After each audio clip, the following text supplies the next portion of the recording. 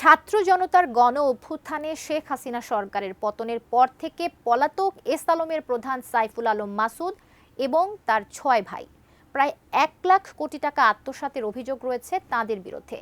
এই অবস্থায় ব্যাংকগুলো নতুন করে ব্যবসা করতে না চাওয়ায় বিপাকে পড়েছে গ্রুপটি। বন্ধ হয়ে গেছে চিনি, ভোজ্য তেল ও ইস্পাত কারখানার উৎপাদন। এরই মধ্যে জানানো হয়েছে বিক্রি করা হবে এস আলমের শেয়ার, আদায় করা হবে ১০,০০০ কোটি টাকা।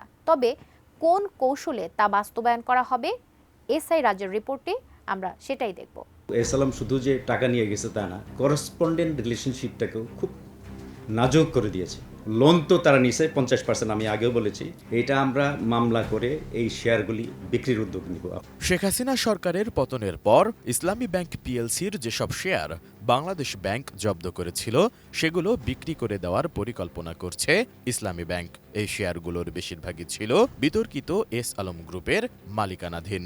18 নভেম্বর বাংলাদেশ ব্যাংকে আয়োজিত এক সংবাদ সম্মেলনে ইসলামী ব্যাংকের নবনিযুক্ত চেয়ারম্যান ওবায়দ উল্লাহ আল মাসুদ এ তথ্য জানান। তিনি জানান, পাচার করা টাকা পুনরুদ্ধার কৌশলের অংশ হিসেবে এসব শেয়ার বিক্রি করা হবে।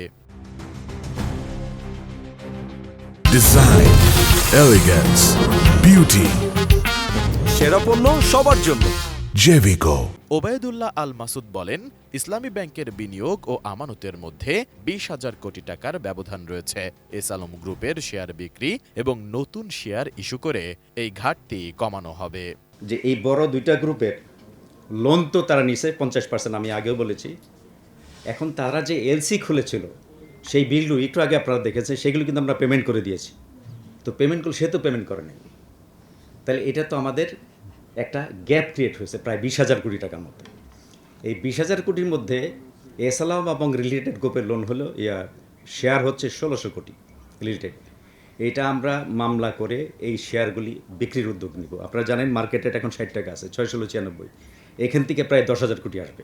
আমরা এই 20,000 কোটি যে বাকি 10,000 থাকলো, আমরা চেষ্টা করব সেন্ট্রাল ব্যাংক বিএসইসির পারমিশন নিয়ে শেয়ার ইস্যু করতে। চেয়ারম্যান ওবায়দুল্লাহ আল মাসুদ জানান, এস আলম ইসলামী ব্যাংকের 17টি শাখা থেকে 80,000 কোটি টাকা নিয়ে গেছে। শুধু টাকা নেয়নি, আন্তর্জাতিক ব্যাংকগুলোর সঙ্গে ব্যাংকের যে সম্পর্ক ছিল সেটাও ধ্বংস করে দিয়েছে। আমাদের কিন্তু এস আলম শুধু যে টাকা নিয়ে গেছে তা না, করসপন্ডেন্ট রিলেশনশিপটাকেও খুব নাজুক করে দিয়েছে। অনেকেই ইসলামী ব্যাংকের নাম শুনলে এলসি কিনতে চায় না। এ সময় ইসলামী ব্যাংকের উন্নতি হচ্ছে জানিয়ে চেয়ারম্যান ওবায়দ উল্লাহ আল মাসুদ বলেন, 3 মাসে প্রায় 5,000 কোটি টাকা আমানত বেড়েছে, প্রবাসী আয় বেড়েছে, নতুন বিনিয়োগ দেওয়া বন্ধ আছে। ব্যাংকের 2700 এজেন্ট পয়েন্টে 3 জন করে কর্মকর্তা নিয়োগ দেওয়া হচ্ছে। তারা ব্যাংকের আমানত বাড়াতে ভূমিকা পালন করতে পারেন এবং জানুয়ারিতেই বিক্রি হবে ইসলামী ব্যাংকের এস আলমের জব্দ করা শেয়ার।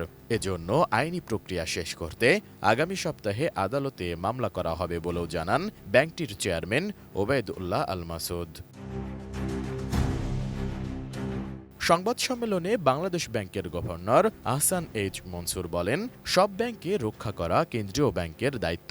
পরিচালনায় বদল এনেও যেসব ব্যাংক এখনো ঘুরে দাঁড়াতে পারেনি তাদের জন্য বিশেষ উদ্যোগ নেওয়া হচ্ছে।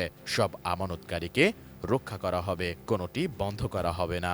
আমাদেরকে একটু ভিন্ন দৃষ্টিকোণ থেকেও দেখতে হবে যে ব্যক্তি এবং প্রতিষ্ঠান কিন্তু আলাদা। আমরা চেষ্টা করেছি এটাকে ফান্ড ডাইভার্সন যাতে না হয় কোনোভাবেই, সেটা হচ্ছে আমাদের প্রচেষ্টা।